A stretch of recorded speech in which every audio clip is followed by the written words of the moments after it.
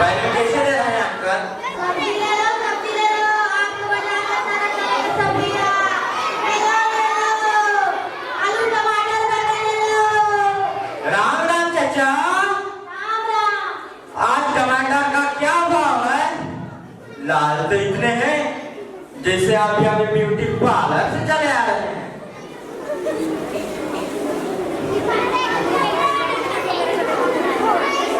अरे कैसा नाटक करे तो बेटवा, ब्यूटी पार्लर तो कम हमारे मेहरारू तक न गई। इस ससुर टमाटर कहाँ से चले जाया? सीधा किसान है, खेत से लेकर आवत है। लाभ था 30 रुपया किलो का, वैसे तो रेट 40। लाभ था 3 पाव दे दो जल्दी से। सोना चाहे सस्ता हो या ना हो, अगर टमाटर का रेट कम होता है तब तो इसे खरीदना ही पड़ता है। और यह लंबी लोग कैसे दिए काका?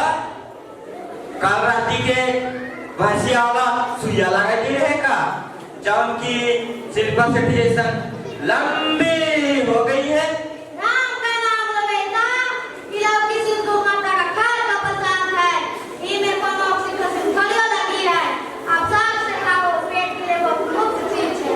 सही कहियो काका।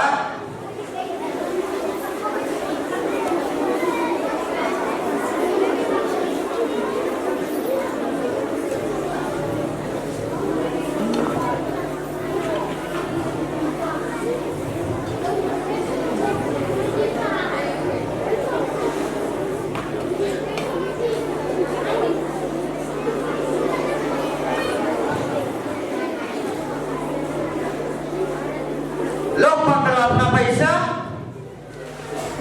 जय सिया राम। ले लो बाबू ले लो, काले घोड़े की नाल की अंगूठी ले लो, सभी लोगों का एक निकाल। ले लो बाबू ले लो, 10 रुपए 10 रुपए मार 10 रुपए।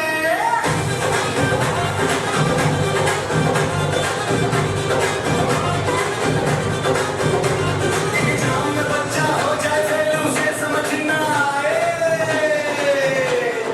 डरे डरे जाए स्कूल, रात को बच्चा कर दे बिस्तर गिला। अरे अरे बच्चा का दांत ना निकला।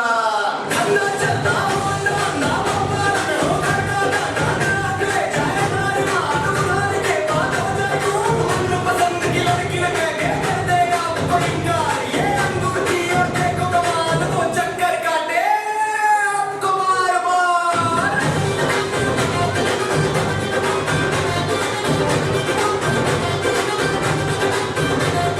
पति की कल बन जाए, बच्चा पति का रोज चमकाए। कभी तो झाड़ू दिखाए, कभी तो बेलन चौकी घुमाए। कोई वासी हो या भगंदर, या कोई दर्द हो पेट के अंदर, तेज दस्त हो या भूख न लगे, हर बीमारी का एक इलाज। ले लो बाबू ले लो, काले घोड़े की नाल की अंगूठी ले लो, सभी लोगों का एक निकाल। ले लो बाबू ले लो, 10 रुपए 10 रुपए मार 10 रुपए।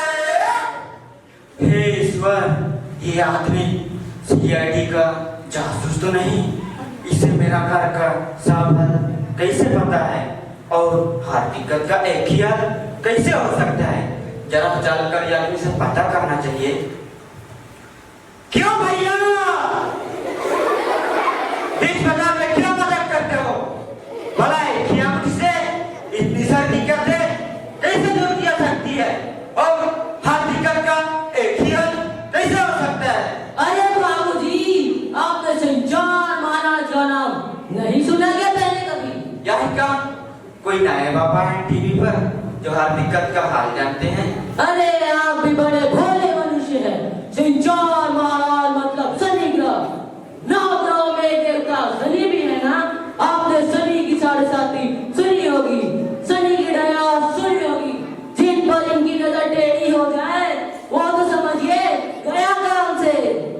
ओहो, तो इतनी सारी दिक्कतें सभी देवता का जीवन में आते हैं।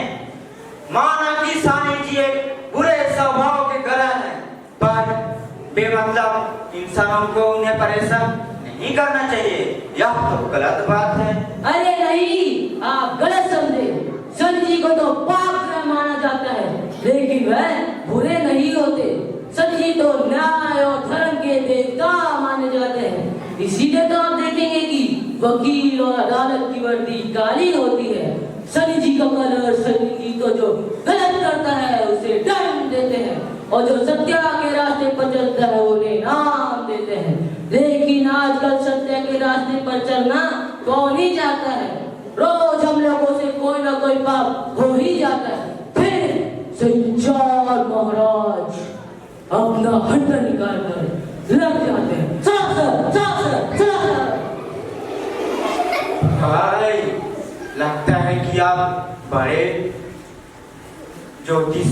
भरी ज्योतिषी हो, और लगता है मेरा पाप का घड़ा भरने वाला है, क्योंकि जितनी परेशानियां तुमने गिनाई है उसमें से 80% तो मेरे सिर पर हमेशा सवार रहती है। अरे हम ज्योतिषी नहीं, ये तो हमारे परम पूज्य गुरु जी का प्रताप है, जो हिमालय की बर्फ की कंधा में बैठकर वर्षों से समाधि लगाए हुए हैं। पर नीचे रहने वाले मनुष्यों का दुख दर्द वहां पर भी देखा नहीं जाता है। एक दिन मुझे सपनों में दर्शन दिए, कहने लगे, मनसो, कब तक तू औरतों को चूड़ियां पहनाएगा और अंडर गवर्नमेंट बेचेगा?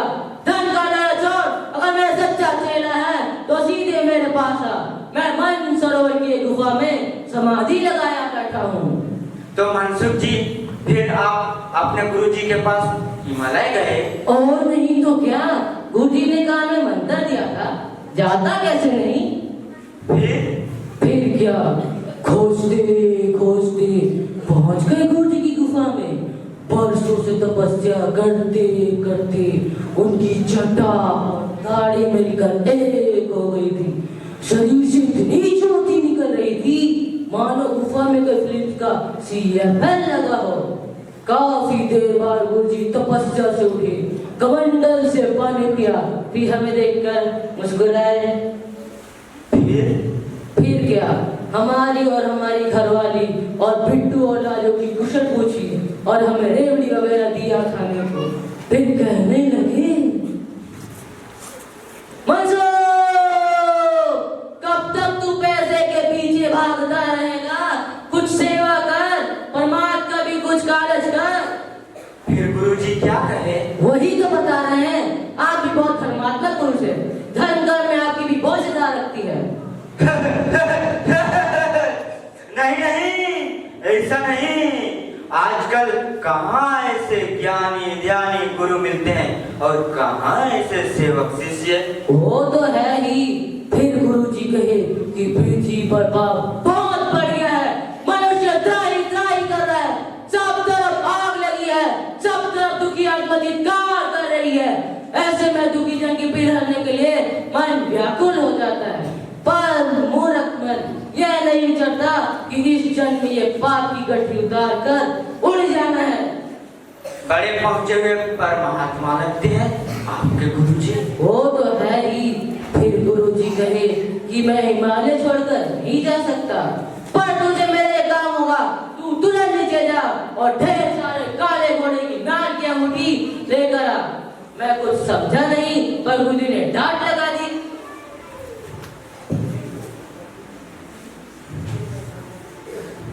फिर मैं सरपट भागा हरिद्वार, अंगूठी तो वही मिलने थी। अच्छा, तो सारा का जमा हरिद्वार से सप्लाई होती है। आप भी तड़ी गए जी। अधिकतर सारा कच्चा माल हरिद्वार से ही आता है। सारी माला फारा, रुद्राक्ष और स्फटिक की माला, तमाम चीजें अधिकतर पहाड़ी एरिया में ही मिलती है। और वो अंगूठी के लिए लाल पीले पत्थर भी वहीं से आते हैं। लगता है धंधे की सारी पोल पट्टी आज ही जानेंगे। पत्थर का सारा काम जयपुर से होता है। अब आगे मत पूछिएगा क्योंकि आगे का काम साधारण मनुष्यों का नहीं होता है। आगे फिर सिद्ध बाबा लोग अपने जागृत मंत्रों से उस अंगूठी को सिद्ध करते हैं। उसमें ग्रह देवता को आमंत्रित किया जाता है। फिर हवन वगैरह करके उस अंगूठी को किसी उचित इंसान को दी जाती है जिसकी ग्रहों देवताओं पर आस्था विश्वास हो। आस्था विश्वास में 5 जोर की ताकत होती है, नहीं तो अंगूठी काम नहीं करेगी। हाँ भाई, आसान काम तो नहीं लग रहा है, पर महात्माओं के ही पास की बात है। आप कह रहे थे कि आपके घर में बहुत सारी दिक्कतें हैं, क्यों ना आप 5-7 अंगूठी ले जाएं अपने घर। मानसरोवर वाले बाबा जी के मंदिर में बहुत जोर है, सारी दिक्कतें हवा कर देंगे आपकी। हाँ, प्रॉब्लम तो है, और वह भी एक नहीं दर्जन भर। सोचता हूँ कि 5 अंगूठी ले ही लूं। एक का क्या दाम बताया आपने?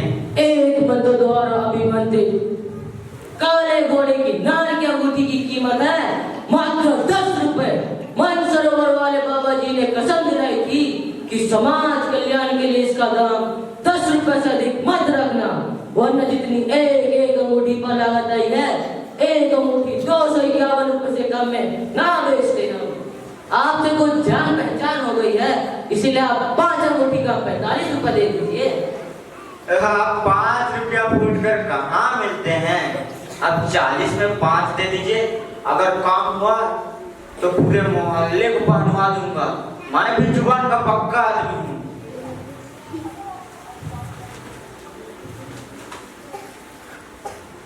अच्छा, ये लीजिए 40 रुपये। आप इसे पहनने का तरीका भी बता दीजिए।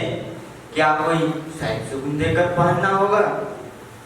आप भी बहुत समझदार और संस्कारी आदमी हैं। कोई दूसरा होता तो ये सवाल नहीं करता। ये देखिए, ये अंगूठी है सिंचार महाराज की, इसीलिए इसे धारण करने का दिन भी शनिवार है।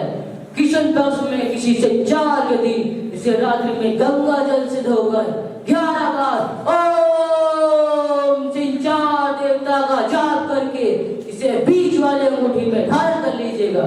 कृष्ण पक्ष की अमावस्या हो तो सर्वोत्तम होगा। अब जाइए, आपका कल्याण होगा।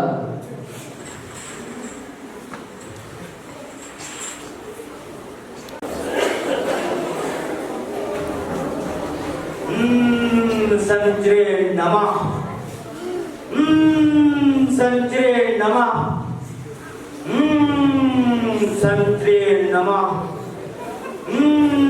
संत्रे नमः। मनसुख भाई ने जैसे कहा था कि इस चमत्कारी अंगूठियों को शनिवार के कृष्ण पक्ष वाले अमावस वाली रात्रि, शनिवार की रात्रि को गंगा जल से धोकर संत्रे नमः का जाप करके इस बीच वाली अंगूठी में पहन लेना। वो सारे काज तो मैं आज ही कर डाला। अब समय आ गया है इस चमत्कारी अंगूठियों का सफल प्रयोग करके देखने का।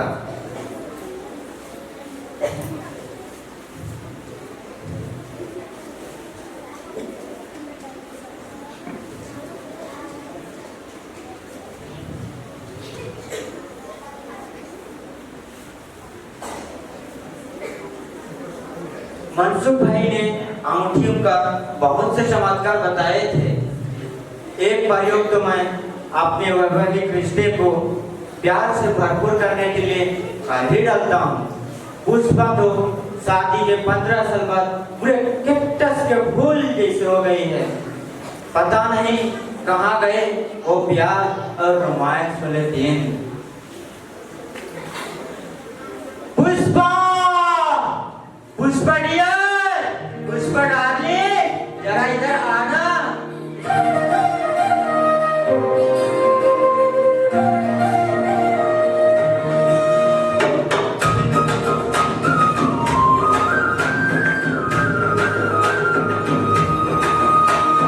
पुष्पा रे पुष्पा मेरी सोना रूपा, हाय हाय हाय हाय। जवानी के रंगों में रंग बोला,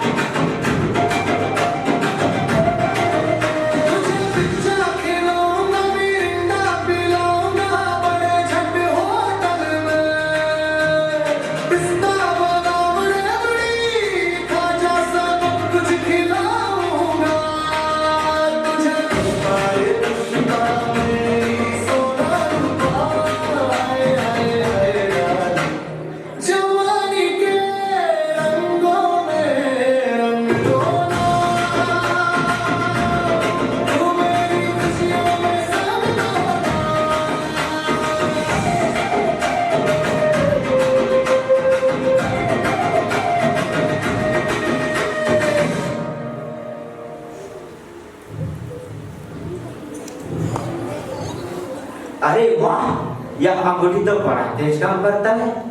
इसे पहनते ही बीवी मुस्कुरा कर चाय ला रही है।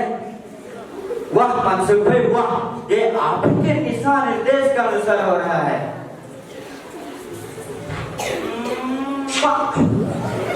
मैं तो भाभी बोल हो जा रहा हूं।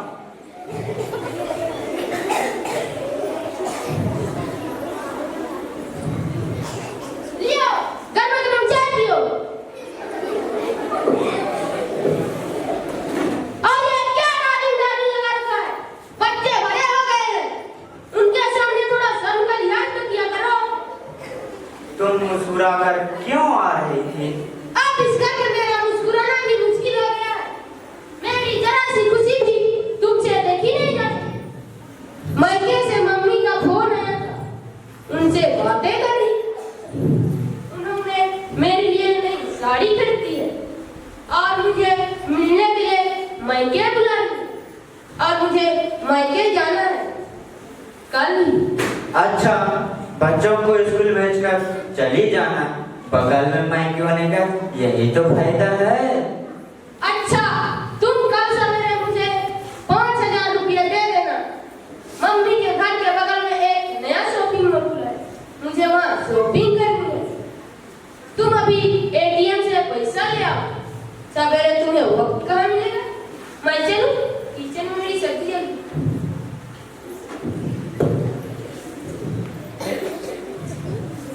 बीबी ने तो प्यार से कोई बात ही नहीं की, उल्टा 5,000 का चूना लगा गई।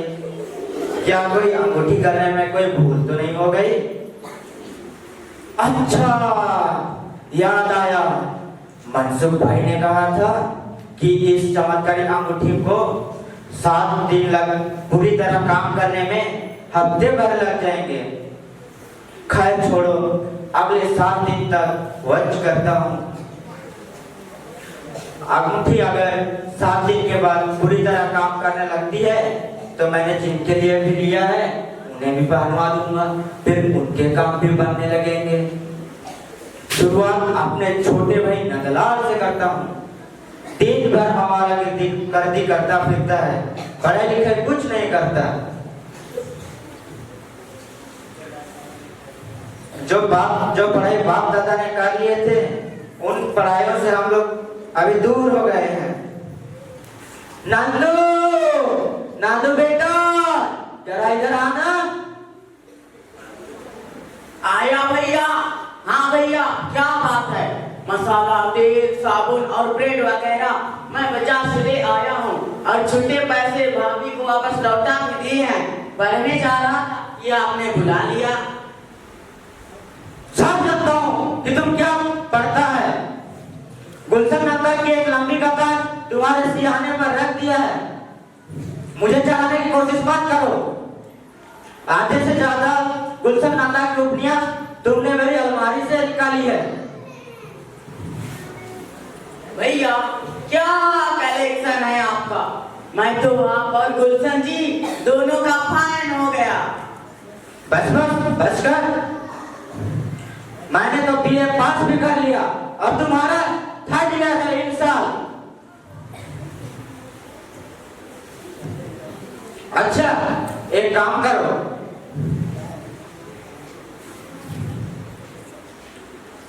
ये अंगूठी पहन लेना। एक सिद्ध बाबा ने दिया है। इसको पहनने के बाद तुम्हारा पढ़ाई में अधिक मन लगने लगेगा और इन साल तुम पास हो जाओगे। अरे वाह भैया, आपने भी अंगूठी पहन रखी है। क्या आपको भी इंटर का एग्जाम देना है क्या? ज्यादा बकबक मत कर, बस जितना करना है उतना ज्यादा करो। अरे ये अंगूठी तो कुछ भाभी वाले मैगजीन रूप शोभा में छपे घोड़े की नाक की अंगूठी के विज्ञापन जैसी लग रही है, जिसके बारे में लिखा रहता है पढ़ाई, नौकरी, प्रेम, संतान, मुकदमा, साउथ, भूत, प्रेत और नौकरी में तरक्की, व्यापार में मुनाफा आदि सभी कामों में असफलता देती है। यानी कि अगर मैं इसे पहन लेता हूँ तो मेरी क्लास में पढ़ने वाली सुनैना हो सकती है मेरे प्यार में दीवानी हो जाएगी, जैसे मैं उसके तो मजा ही आ जाएगा। हाय हेलो, देखता हूँ कि तू कब तक मुझसे दूर भागती चलेगी। कल ही गुलाब के फूल के साथ तुझे प्रपोज करता हूँ। पट गई तो सत्यानारायण की कथा पड़ोस में सुनूंगा और प्रसाद की पंजरी 2 प्लेट खाऊंगा।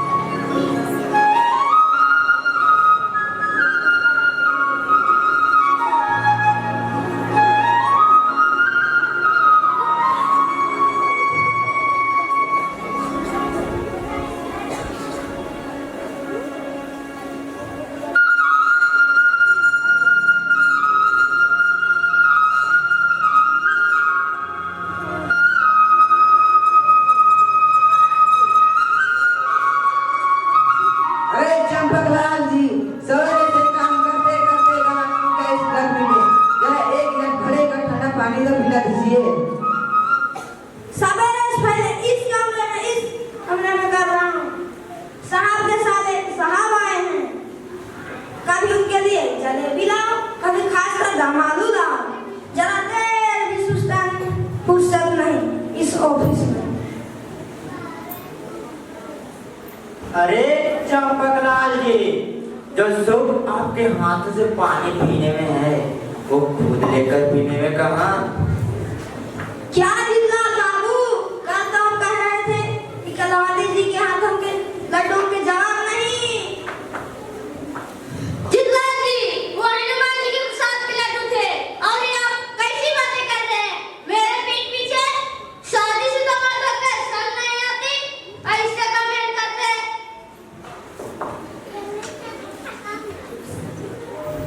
अरे कलावती जी, शादीशुदा होने पर तो हर आदमी शर्मिंदा है आज के जमाने में।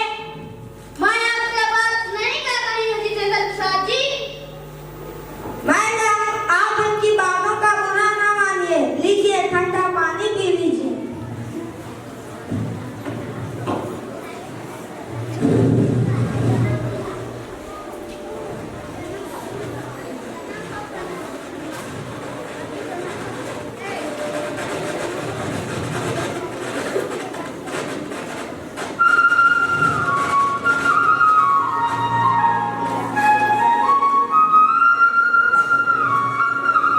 और साहब के केबिन में जाकर कुछ देर ठंडी हो लीजिए।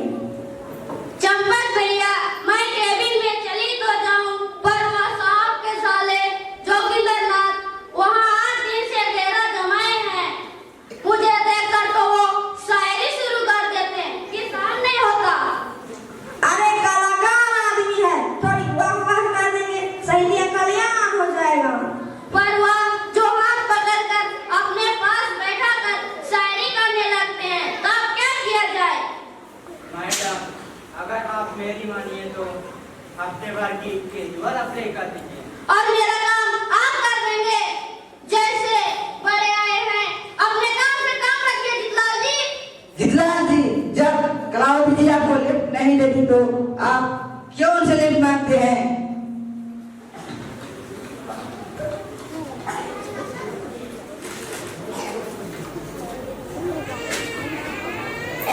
कलावती जी, आपने जो कल डिक्टेशन ली थी वो फाइल तैयार हो गई है, तो लेकर केबिन में आओ।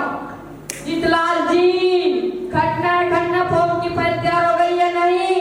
आज किसी भी हालत में वो फाइल तैयार हो जानी चाहिए, चाहे रात के 8 बजे या 9। कलावती, तुम केबिन में जाओ। तुम्हारे लिए जोगिंदरनाथ ने नाव पेज की गाजर तैयार की है, जरा बैठ कर सुन लो। तुम्हें तो कहता हूँ कि अच्छी समझ है।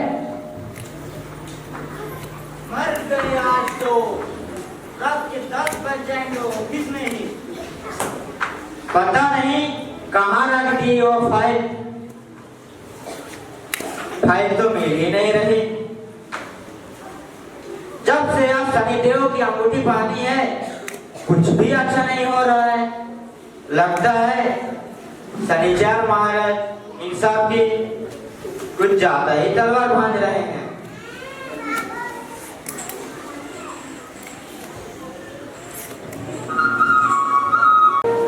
ओ गोरी सुनैना, तेरे बिना क्या जीना, कैसे जीना रे।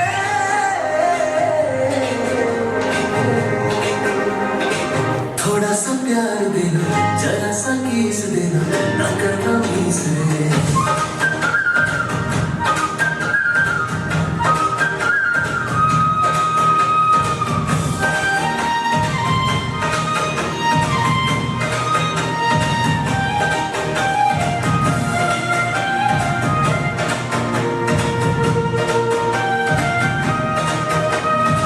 मैंने तुझे चाहा है दिल से, हो ना ठुकराना जाना, प्यार भरा दिल ले जाना रे की। ओ गोरी सुनैना, तेरे बिना क्या जीना, कैसे जीना रे।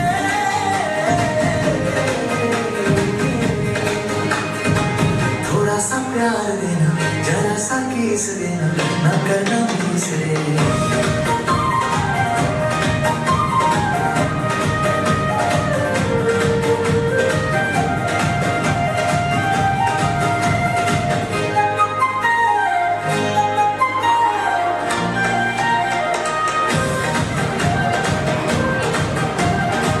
इंडिया घुमाऊंगा मस्ती से ना घबराना, चलिया किनारे पूरा दिल दे जाना रे। ओ गोरी सुनैना, तेरे बिना क्या जीना, कैसे जीना रे।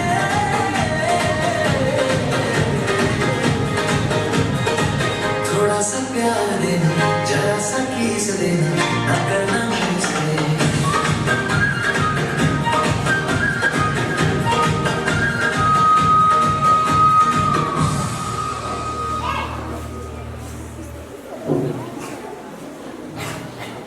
मैं काले घोड़े की नाल की अंगूठी का जलवा चेक करके ही रहूंगा। या तो सुनैना मुझसे दोस्ती करेगी या अंगूठी लूटी सोगी। आज या कोरा कागज मेरे प्रेम का परवाना बनेगा। इस कागज में कुछ नहीं लिखा है, पर इस कागज के जरिए मैं आजमा लूंगा कि सुनैना मुझे पसंद करती है या नहीं। इस कागज की गेंद बनाकर मैं उसके सामने फेंक दूंगा। अगर वह गेंद उठा लेगी तब मामला से, अगर नहीं उठाएगी तो कोई दूसरे ट्रिक आजमानी पड़ेगी। बस समय हो गया है, वह आने ही वाली होगी।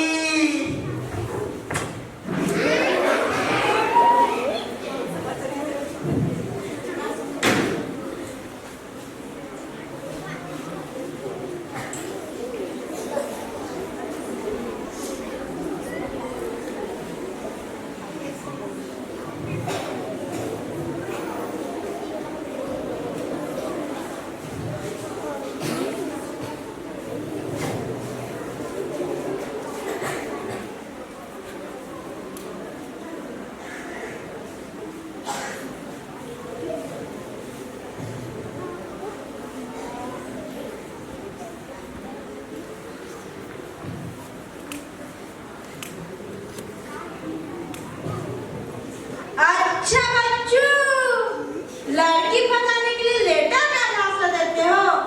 डरपोक देखने की लेटर भी बिल्कुल कोरा है, तुम्हारे जिगर की तरह। आप भी माना चाहती हूँ।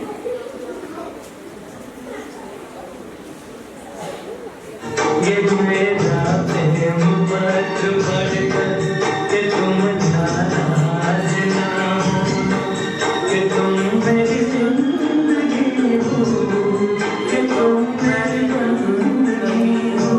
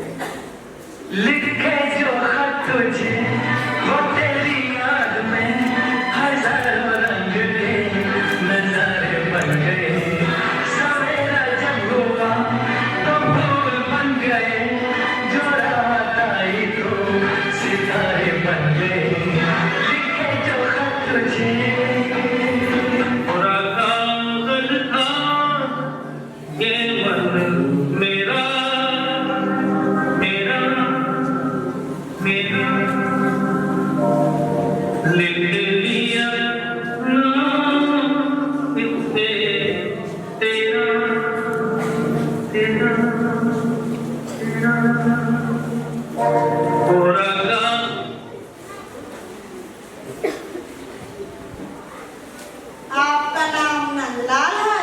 अरे आप वापस आ गई, अभी तो आप उधर जा रही थी। किसी का संदेश मिला तो मैं अपने आप को रोक नहीं पाई। कैसा संदेश? इस कोरे कागज पर आपने जो सलाम लिखा था, कैसे ना आती खत पढ़कर। लेकिन खत तो बिल्कुल कोरा था, उस पर कुछ लिखा तो था ही नहीं। लेकिन इस कोरे कागज पर तो आपके प्रेम की स्याही से मेरा नाम लिखा हुआ था, वो भी बड़े बड़े अक्षरों में। किसी ने खूब कहा है कि प्रेम की कोई भाषा नहीं होती, प्रेम तो हवाओं में, चिड़ियों की चहचहाटों में, हर पल धड़कते दिल के धड़कनों में बयां होता रहता है। लेकिन मुझे तो इस प्रेम का दर्शन आज ही हुआ। आप बोले क्यों ना मिले मुझे? मेरी सुनी जिंदगी में कितना बुलावा था, कितनी प्यास थी इस बर्फीले जीवन में। डरता था सुनैना जी इस बेदर्द जमाने से। डर लगता था कि कहीं तो मुझे रुसवा ना कर दो, कहीं मेरा मासूम प्यार किसी मगरूर भाई की पैर की धूल ना बन जाए।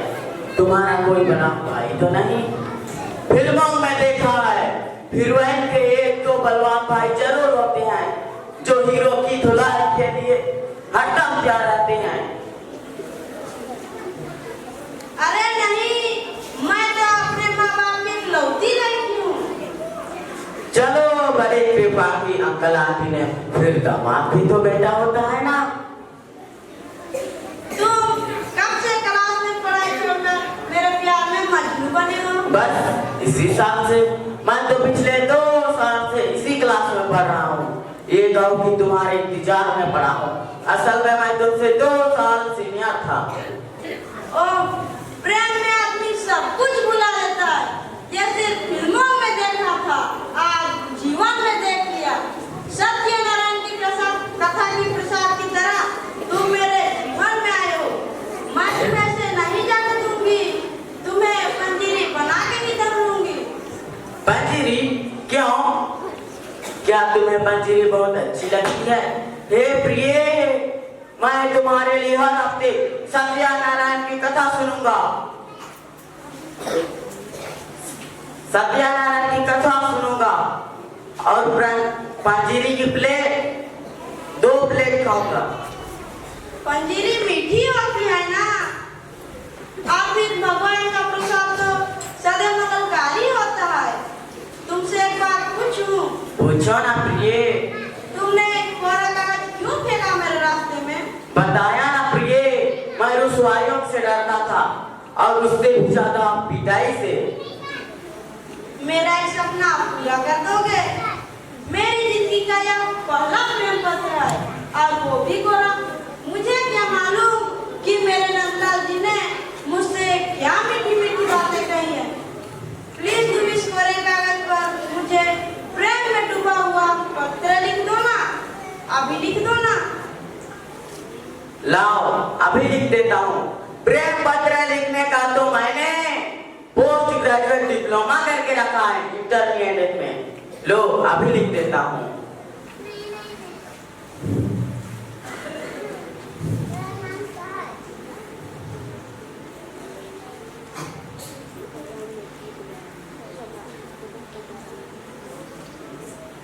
प्राणों से प्यारी सुनैना जी, वेरी गुड आफ्टरनून जी। आप मुझे नहीं जानती, पर लगता है मैं आपको कई युगों से जानता हूँ। ना जाने कितने जन्मों का नाता है आपसे। समाज शास्त्र की क्लास में जब आपको पहली बार देखा था, तब से आपकी इन नशीली आंखों में डूबा जाता हूँ। डूबने से अगर बचा हूँ तो आपकी लहराती जुल्फों के कारण। इसी घने केस राशि ने मुझे उलझाए रखा।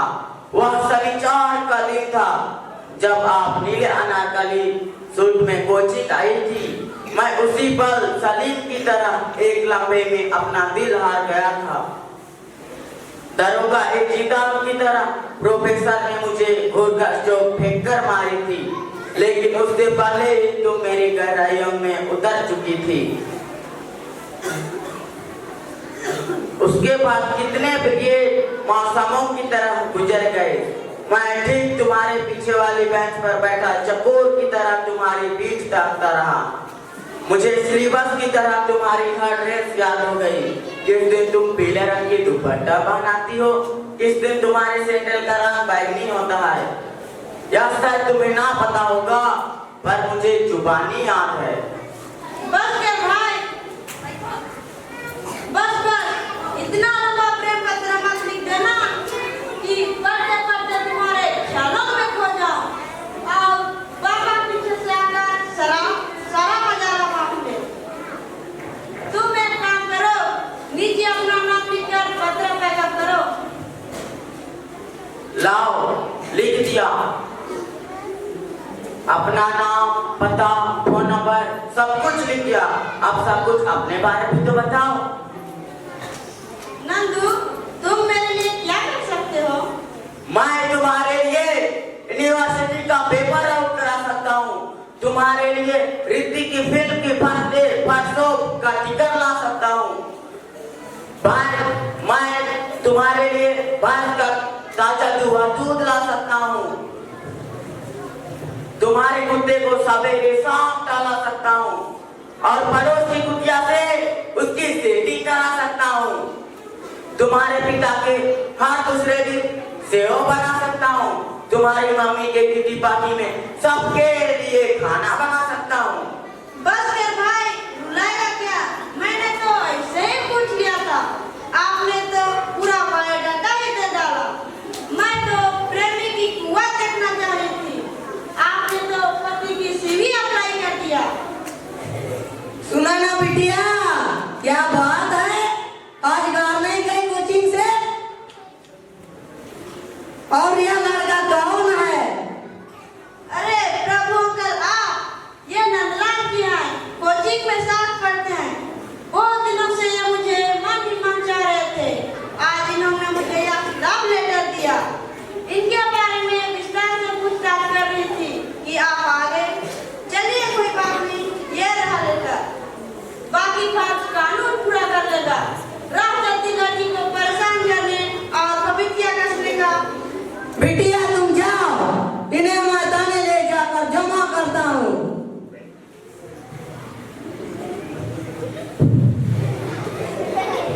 आइए साहब। सुनैना, इन्हें बताओ कि हमारी जान पहचान बहुत पुरानी है। कई युगों से आप मुझे जानते हैं, पर अभी तक आप सुधरे नहीं। थाने जाइए, वहाँ पिताजी आपकी पूरी जन्नत कुंडली निकाल देंगे।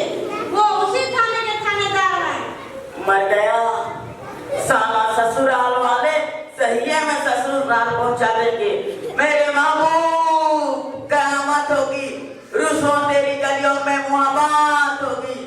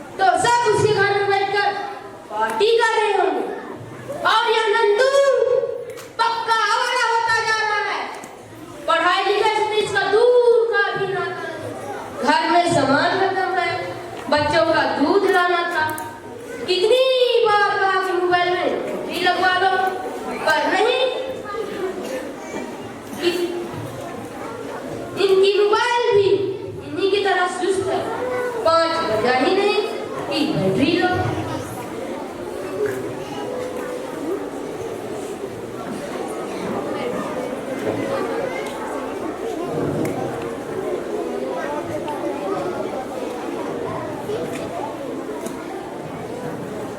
से आई राम श्याम की जोड़ी?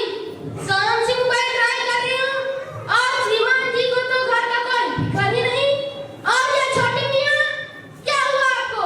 और ये क्या हालत बना रखती है? शंकर का किसी नाले में गिर पड़ती क्या? कुछ ना पूछो पुष्पा, क्या हुआ? बॉस ने एक अर्जेंट फाइल पकड़ा दी, उसी में सारा दिन गुजर गया।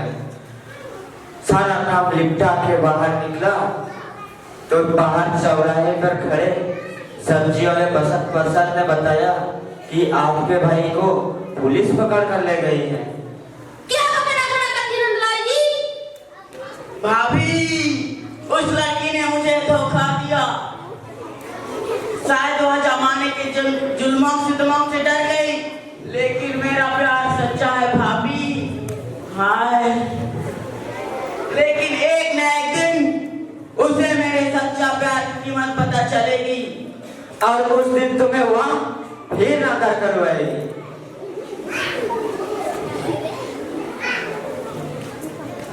आप नहीं समझेंगे भैया कि सच्चा प्यार क्या होता है। यह एक आग का दरिया है और डूब कर जाना है। अभी तक तुमको अकल नहीं आई? जब तक सेंट्रल जेल की हवा नहीं खाओगे तब तक तुम्हें अकल नहीं आएगी। वो तो दीवान जी परिचित निकल गए, नहीं तो तुम्हारी जमानत कचरे से ही होती। एक तो जब से सनी देओल की अंगूठी बांधी है, कुछ भी अच्छा नहीं हो रहा है। जैसा आदमी करता है वो ऐसे ही बढ़ता है, कुछ जमाकर फमाकर नहीं होता।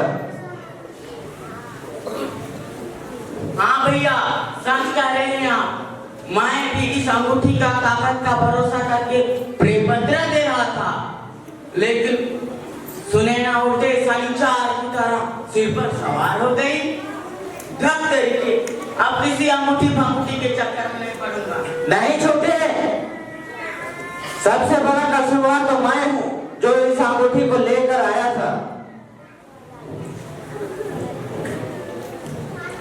हम लोग अपने जीवन में छोटी छोटी खुशियां हैं उसे देख नहीं पाते, नजरअंदाज कर देते हैं। देखा, आज दोनों भाइयों को पुलिस स्टेशन क्या जाना पड़ा तो जीवन का फल सफाया हो गया। तो मैं जीवन के लिए दिन रात करती हूँ कि इसीलिए कि जीतू तू मेरे लिए महंगी महंगी साड़ियाँ लाते रहो। नहीं जीतू नहीं, अगर तुम ऐसा सोचते हो तो गलत सोचते हो। मेरा भी तो कुछ अरमान है। इस कर्मचारी पर सिर्फ बनारसी साड़ी से काम नहीं चलेगा। आपकी मुझे हीरे की अंगूठी चाहिए, चाहे जो कुछ भी हो जाए। ऐसा मैं कर्मचारी की मत तोड़ दूंगी। नहीं पुष्पा नहीं, ऐसा गजब मत करना। अगर तुम करवा चौथ की बात तोड़ दोगी तो फिर तुम अगले साल करवा चौथ नहीं मना पाओगी। अगर तुम चाहती है तो इस लोहे की अंगूठी से काम चला सकती है। हीरे की अंगूठी छोड़, या तो तुम्हें हीरो की हार दिला देगी।